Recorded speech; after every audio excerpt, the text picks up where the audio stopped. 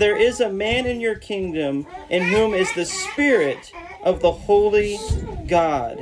And then I'm going to jump down to verse 12. Inasmuch as an excellent spirit, knowledge, understanding, interpreting dreams, solving riddles, and explaining enigmas was found in Daniel, who the king named Belteshazzar.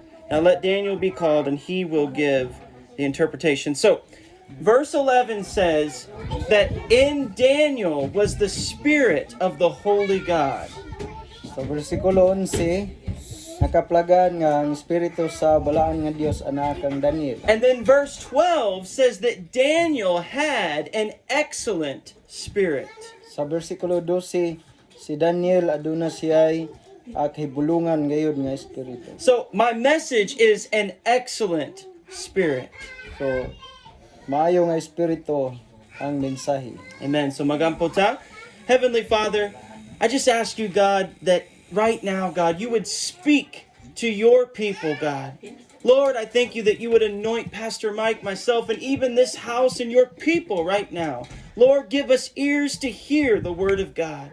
Lord, that we may walk with an excellent spirit, God. That we may walk in the power of the Holy Ghost, Lord. God, I pray right now you'll open our mind, open our heart to understand the Word of God. Lord, that every disturbance of the enemy will be bound in the name of Jesus Christ, Lord. God, I thank you for the fellowship today. I thank you for the life that you have given all of us, God. And Lord, this is why we're here. For your word, for your grace, because of the gospel, God, that you have saved us and called us. In Jesus' name, amen. Amen. Now, Daniel was living in Babylon. So si Daniel dito siya nagpuyo sa Babylonia. They were slaves for 70 years in Babylon. So naulipon siya sulod sa 70 ka tuig sa Babylonia. And yet Daniel distinguished himself. Og si Daniel nailhan diha siyang kaugalingon. Now let me show you Daniel 6 verse 3. Daniel 6 verse 3.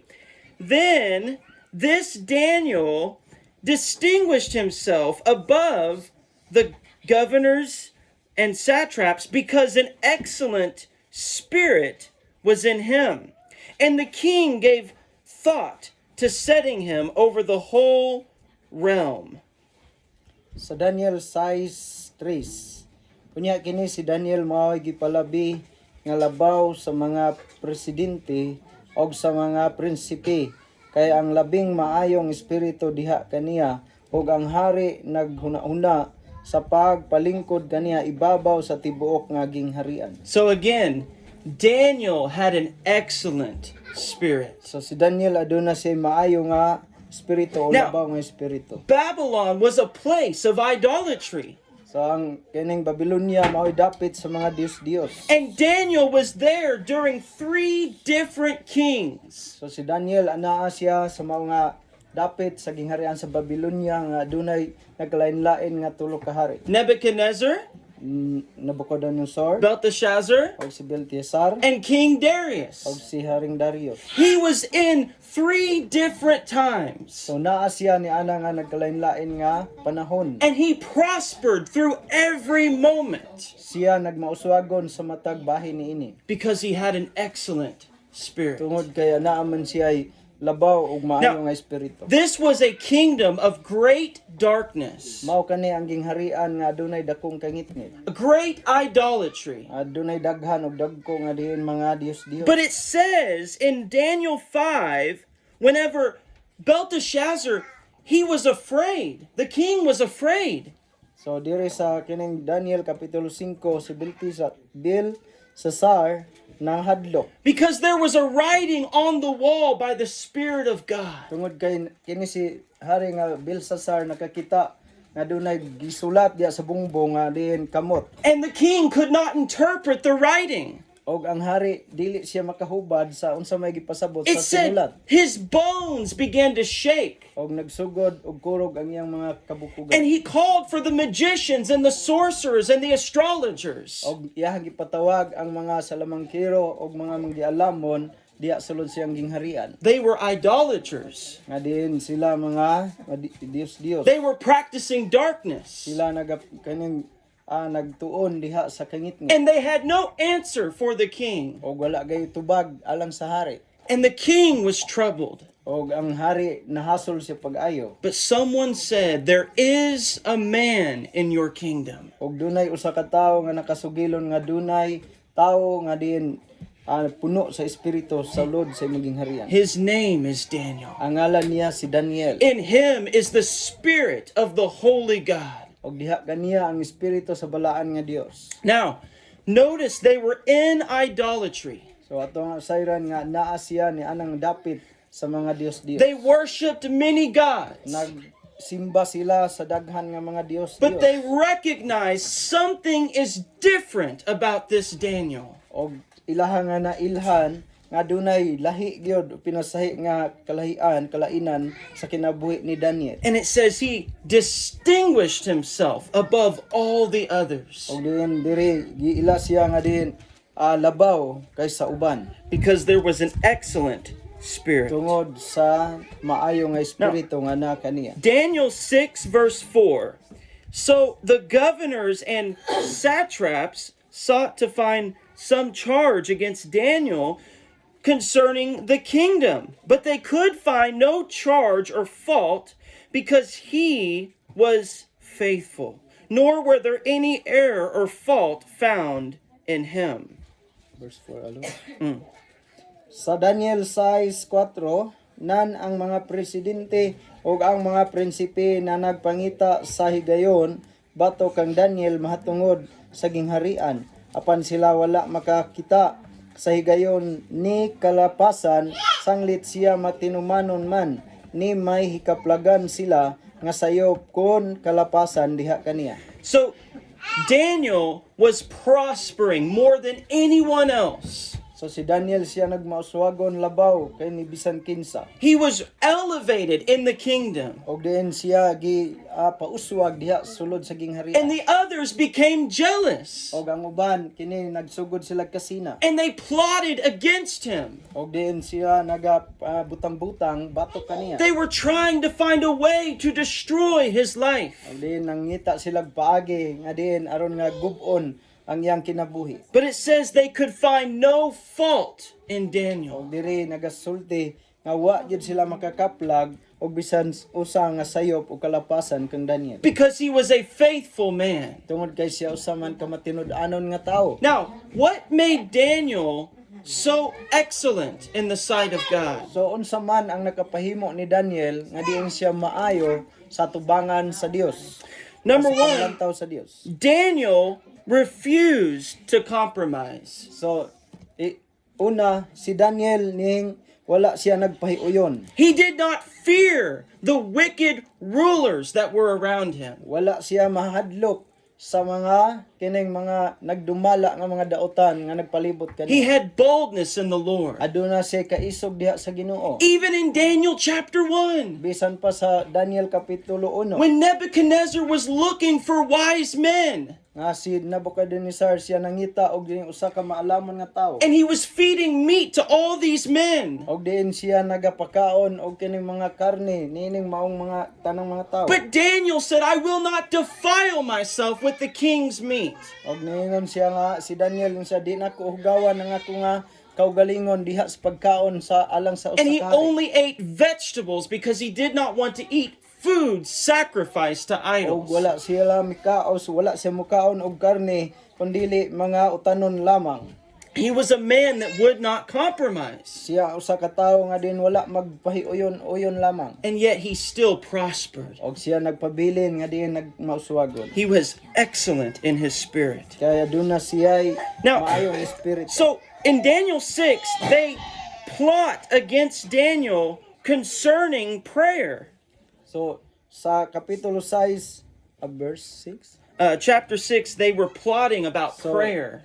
Kapitulo 6 sila naga kining butang-butang kaniya mahitungod sa pagampo. And it says in verse 10, now when Daniel knew about the writing had been signed, he went home, and in his upper room with his windows open toward Jerusalem, he knelt down on his knees 3 times that day and prayed and gave thanks before his God as his custom was. So verse 10.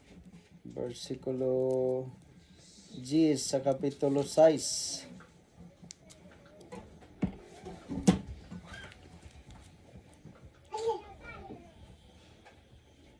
Og sa pagkahibalo ni Daniel nga ang sinulat gitiman-an siya miadto sa iyang balay karon ang iyang mga tambuanan inablihan sa sulod sa iyang balay paingon sa Jerusalem og siya miluhod sa makatulo sa usa ka adlaw og nagampo og nagpasalamat sa tubangan sa iyang Dios ingon sa iyang gihimo kaniadto. Now there was a law established by Darius. So adunay kining gihimo nga balaod nga gipatuman ni Haring Darius. That for 30 days you could pray to no God but to King Darius himself. Sulod sa kining 30 ka adlaw nga diin sa imong pag-ampo nga diin adto lamang kang kining Haring Darius. And Daniel heard about this law. Og si Daniel na kahibalo may tungod nining mao nga sugo. And he opens his window. Og iyaha hinong giablihan ang mga tampuanan And he sa prays puy-an. 3 times that day. Og siya nagaampo og nagdaig sa Ginoo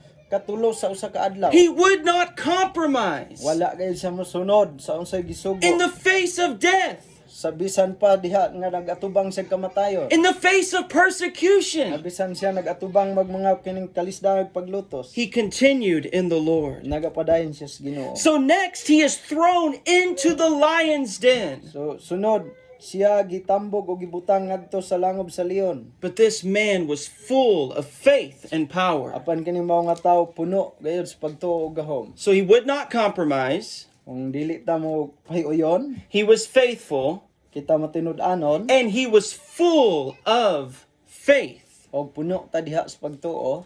Now, it says, verse 23, verse 22 and 23. Versikulo 22 o 23. Kinsa mo basa? Kinsay mo basa nga nauna. Sa size na Chapter 6, yeah, size. Verses 22 and 23. Nagiman ako sa Ginoo, ang akong Diyos nagpadala og anghel aron pagtak-om sa baba sa mga leon. Busa wala ako nila tukba kay wala man ako'y dautang nahimo sa iyang atubangan o kanimo usab. Sa 23, nalipay pag-ayo ang hari og nimando siya nga kuhaon si Daniel gikan sa langob sa mga leon. Busa gikuha nila si Daniel nga wala gayud maunsa kay misalig man siya sa iyang Diyos. Amen. So it says, because Daniel was found innocent before God. Tungod guys si Daniel nakaplagan man sa Dios nga diin wala gay sala. And because he believed his God. Og tungod kay siya mituo man kaniya ingon nga Dios. People will see an excellent spirit in you. So ang mga katawhan makakita siya og maayo nga espiritu diha kanimo. They will see your faith in Christ. Sila makakita sa imong pagtuo diha ni Kristo. When the world is falling apart. Nga diin ang kining ang kalibutan nga diin na nahulog. When there are great trials. Diri adunay dagko nga mga pagsulay. Mga bagyo, mga linog. But you stand strong in the faith. Ang kinahanglan mo barog nagbabarog kita padayon nga makusganon sa tong pagtuo. That testifies to the world. Nga diin magapa sundayag o diin magapamatuo diha sa kalibutan. Because you have an excellent spirit. Tungod kay ikaw ana ay maayong Now, espiritu. This is not the only time that we see prosperity in the time of bondage. Dili lamang kini mao nga bahin nga diin makita nato nga dunay kauswagan bisan sa panahon diha sa pagkaulipon. Now let's go to Genesis Sa libro sa Genesis and chapter, make sure I work, 39. Now, Joseph was sold into slavery. si Jose siya gibaligya og ngadto sa pagkaulipon. And then he was accused of raping a woman. So ug siya giakusaran, ibutang-butangan nga diin siya nang lugos sa asawa ni Potiphar. And he was thrown into prison. Og siya gibutang adto sa bilangguan. He did nothing wrong, Wala gayud siya makahimo og kasaypanan. but he prospered in the prison. Apan siya bisan dito sa bilangguan siya nagmauswagon. Now, it says, Genesis 39, verse 21 through verse 23. So, 21 hangtod 23, kinsa mo basa sa Bisaya? Genesis 21 ngadto sa 23 sa kapitulo 39.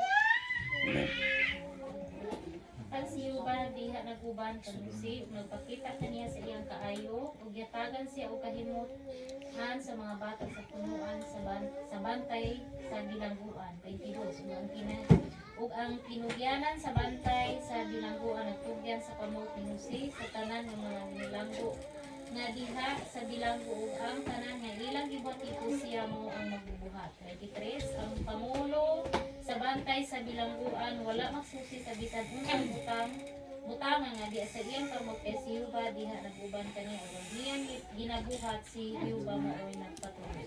Amen. So it says that the Lord was with Joseph in the prison. So nayon diri nga ang Ginoo o si Yuba nagauban bisan dito sa Now- bilangguan si Jose. Joseph prospered in the prison. So si Jose dito sa bilangguan siya He- doon nagyapoy He kauswagan. became the ruler of the prisoners. Nahimo siya nga diin tigdumala ya labaw kaysa bisan kinsa nga binilanggo. And the keeper of the prison put all things into his hand. Og ang magbalantay sa bilangguan kini siya nagatugyan sa tanan diha kaniya sa diha sa Because bilangguan. he had an excellent spirit. Tungod kay nakita nga doon na siya maayo nga espiritu. Now, he could have lost faith. So nga diin bisan nawala ang pagtuo, He could have complained. nga diin kini makapahatag og likramo, He could have been sorrowful. nga diin kini maka mugna og kining mga kasubanan. But instead, he prospered in the Lord. Apan bisan ni ana atong makaplagan nga diin hinuon siya nagmauswagon sa Ginoo. See, wherever we are, we can walk in the favor of God. Nga bisag asa day kita makahimo ta paglakaw diha sa mga pabor sa Ginoo. In the time of trial, Bisan pa panahon sa mga the pagsulay, time of prosperity, panahon sa mga kauswagan, the time of prison, panahon bisan pa sa bilangguan, and the time of the palace. bisan pa panahon diha sa kining palasyo. But we have to walk with an excellent spirit. Pan kinahanglan mo lakaw ta diha sa pagkamaayo sa espiritu. Amen. So it says that everything was put under Joseph's authority because the Lord was with him. So nagingon diri og gihimo siya nga tinugyanan dito sa bilangguan si Jose tungod kay ang Ginoo anaa nagauban kaniya. Amen. Now let's go to Matthew chapter 5. Sa Mateo kapitulo 5, Matthew chapter 5.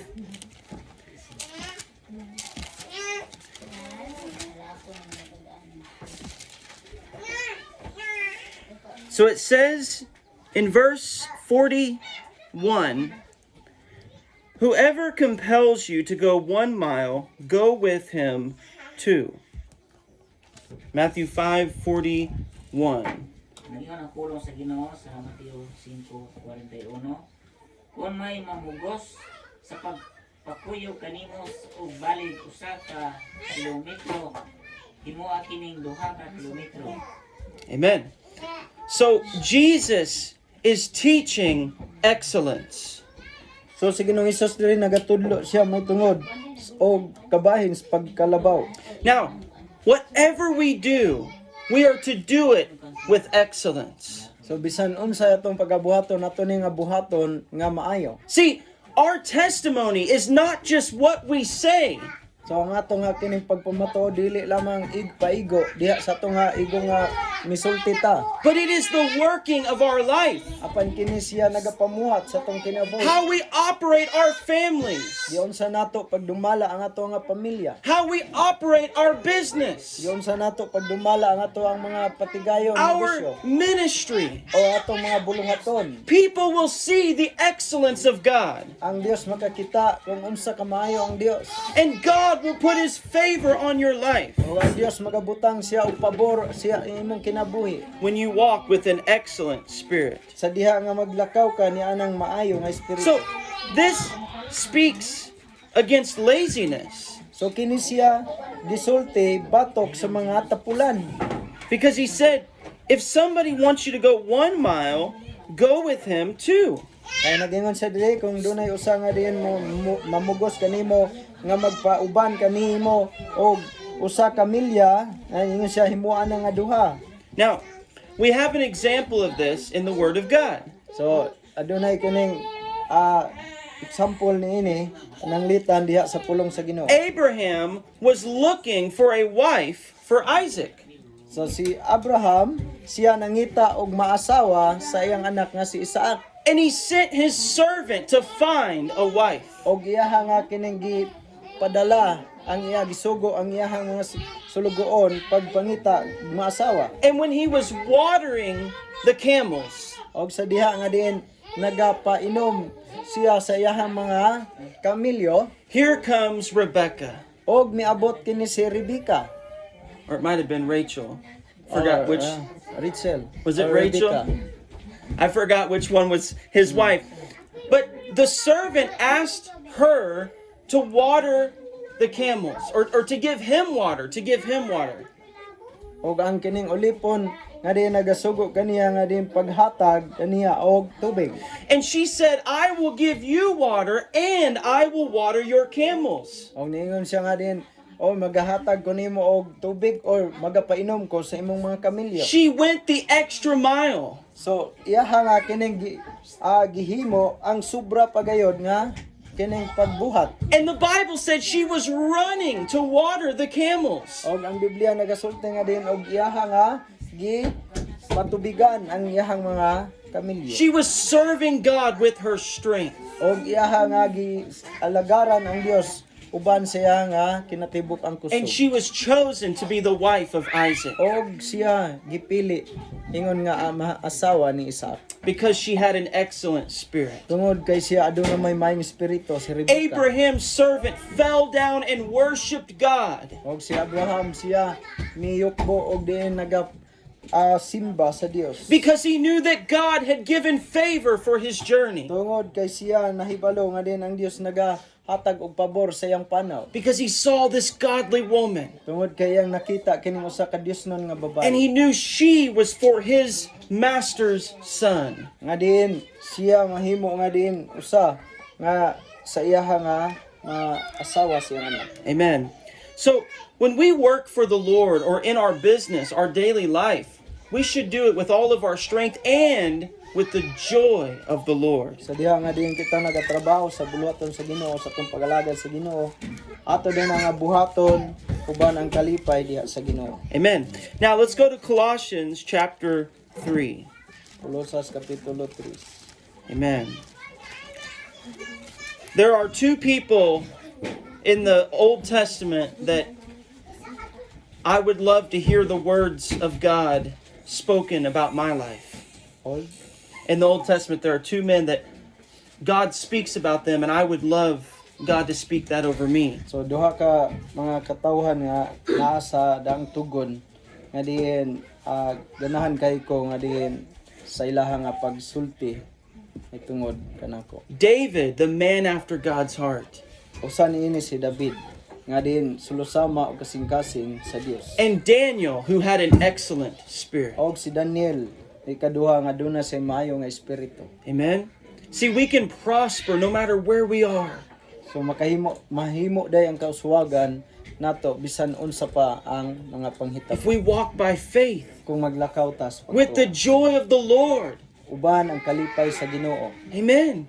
Amen. Praise God. People see your life. So ang mga tao nakakita o nagatan-aw sa imong Your kinabuhi. life is a testimony to the Lord. Kay ang imong kinabuhi usan ni siya kapag pamatuod And it's diha sa Ginoo. not just your words. Dili lamang nga basihan ng imong nga pulong. See, you can say, I love Jesus. Nga makahimo ta pagsulti nga nahigugma ta ni Hesus. But Jesus said, from the abundance of the heart, your mouth speaks. Apan sige nang Hesus nagasulti nga unsa niya kapuno sa imong kasing-kasing ang baba mosulti. And he said, out of your heart flow the issues of life. Adin diha nagingon siya nga din gikan sa imong nga kasing-kasing puno og unsay mga butang nga din panghitabo sa imong kinabuhi. People can see your spirit. Ang mga katawhan makakita unsa nga klase nga espiritu nga niya nato. They can see your love for Jesus. Sila makakita sa imong gugma diha kang Hesus. They see when you work for the Lord.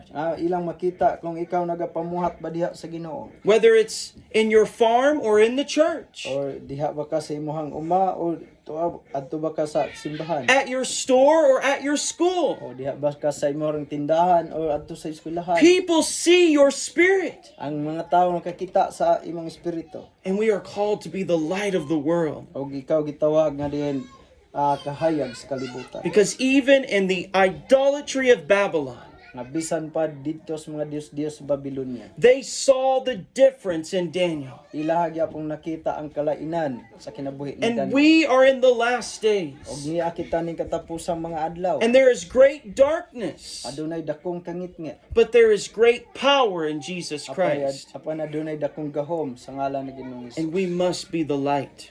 Kinahanglan kita mahimong suga. Now, last scripture,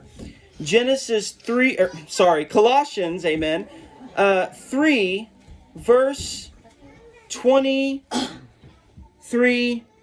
and 24. Kolosas 23, 23 o 24. Saan mo basa? Nagingon ang pulong sa Ginoo, bisan unsay inyong buhata kini sa kinasing-kasing sama nga inyo kining gibuhat alang sa Ginoo o dili alang sa mga tao. Nasayran ninyo magigantihan kamo sa Ginoo o madawat ninyo ang gitagana niya alang sa iyang katawhan. Kay si Kristo mao ang matuod nga agalon ang inyong gialagaran. Amen. Amen. Kinasing-kasing alang sa Ginoo. How is it that Joseph could so joyfully prosper in the prison? So, ngano nga si Jose, nga diin siya malipayon o diin mauswagon man dito sa presuhan. Kay alang sa Ginoo. Kay kini iyang gihimo para sa Ginoo. Not for men. Dili para sa tao, I live before God. nga diin kinabuhi ta o nabuhi ta sa tubangan sa Ginoo. Why did Daniel prosper in Babylon? Ngano nga si Daniel dito sa Babylonia ingon nga ulipon nagmauswagon man. Iyang kinabuhi alang sa Ginoo. His Kaya life. kinabuhi para ra sa Dios. Everything he did was to the glory of God. Na matag butang nga iyang gihimo kini siya para sa himaya. And this says, whatever you do, Nag-ingon diri bisan unsay imong pagabuhaton. not just church, Dili lamang diha sa simbahan. not just Bible study, Di lang sa Bible study pagtuo. everything you do, Yung siya sa tanan gayud natong buhaton. do it unto the Lord. Buhata kini para sa Ginoo. Kinasing-kasing. Amen. Amen? That's an excellent spirit. Mao kini ang maayo nga espiritu. That I say, God, this is for your glory. Nga gingon nga makaingon ta nga din Ginoo kini para sa imong himaya. Amen. And that's really what brings joy to our life. Amen? Mao kini ang magahatag kanatong kalipay sa tong kinabuhi. Now, in verse 24, knowing that from the Lord you will receive the reward of the inheritance, for you serve the Lord Christ. Sa 24, sa nasayran ninyo nga gikan sa Ginoo kamo magadawat sa panulundon, ingon nga mao'y inyong ganti, kaysa ingon kamo nagaalagad sa Ginoong Kristo. You will receive the reward of the inheritance. So ato aday nga madawat o madawat nimo ang ganti sa pagka panulundon. You know, in heaven, we will have different rewards. So naghibalo ba mo nga dito sa langit adunay daghan nga nagkalain-lain nga ganti. How we served God in this world. Kung giunsa nato pag-alagad ang Dios samtang napata diri sa kalibutan. Jesus said, I am coming quickly and my reward is with me. Og ningon sa Ginoong Hesus, og ako mobalik sa madali og magadala og ganti. And I will give to each man according to his work. Og nagingon siya og ako nga hatagan og ganti ang matag usa ka tawo sumala silang binuhatan. And it's not how much you do, it's how well you do. So dili base kung unsa nimo pagkabuhat, kung dili kung unsa gayod ang imong kalipay o gusto. Consider paghimuan. consider a mother and father. So atong tanawon ang inahan o amahan. They raised 10 children, Sila nagapatubo og napulo ka mga anak. but they neglect to raise them in the house of God. Apan sila ilaha nga nataligaman ang pagpadako kanila diha sa balay sa Dios. They did a lot. They raised 10 children, So ilaha gyud nga himo nga napatubo kining napulo ka mga anak. but they did not do well. Apan wala nila mahimo sa maayo. But someone only has one child, Apan dunay pipila nga usa lamang kabuk anak. a single mother. O din usa ka inahan. The father dies. Og ang amahan namatay. She's very poor, Og din siya pinakapobre. but she gives her life to serve and raise that child. Apan iyang giula og gitugya ang kinabuhi og gipatubo ang mga bata. She takes him to the house of God. Iya kining gidala ngadto sa balay sa Dios. She raises him in the fear of the Lord. Nga din iya kining gipadako nga uban sa pagkamahadlokon sa Ginoo. She did well. So iya kining nahimo nga maayo. See, sometimes we don't do a lot, but if we do well, we will hear the words, "Well done, thou good and faithful Usahay servant." dili ta makahimog daghan, pero nagabuhat ta og maayo. See, he didn't say how much you do. He said, whatever you do, do it with all your heart to the Lord and not to men. So, wala Amen. siya maingon nga unsa ka daghan na imong gibuhat, pero ningon siya nga buhata kini para sa Ginoo. Amen. So today be encouraged that God wants all of us to walk with an excellent spirit. So karon ang Dios nga gadasig kanatong tanan nga gusto sa Ginoo nga maglakaw ta diha sa maayo nga espiritu. And we all have areas of our heart O kitang tanan nga naay bahin sa ato nga kasing-kasing that need to be cleansed by the grace of nga God, nagakinahanglan og pagkahindlo pinaagi sa grasya sa Dios that we may walk with excellence. nga aron kita makahimo paglakaw nga maayo. Amen. So I'm going to give to Pastor Mike and Mana? yeah, praise God. Amen.